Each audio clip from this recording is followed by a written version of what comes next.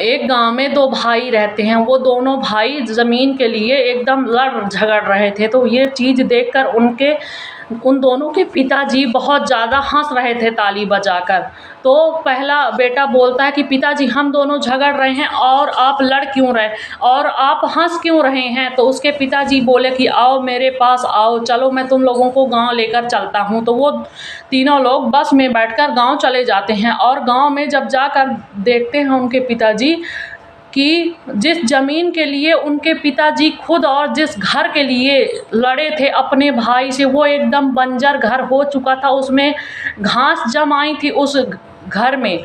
तो उसके पिताजी देखकर रोने लगे और अपने बच्चे को समझाने लगे कि मैं भी बेटा एक दिन तुम लोगों के लिए लड़ा था कि ये घर भैया मुझे चाहिए, मैं इस घर में रहूँगा, मेरे बच्चे इस घर में रहेंगे।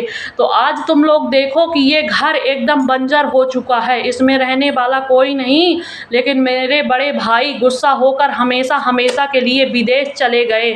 तो इसीलिए आप लोग ज़मीन जायदाद के उसमें अपने खून के रिश्ते को मत बिगाड़ें और अच्छे से रहें, क्योंकि ये ज़मीन जायदाद तो यहीं रह आएगी।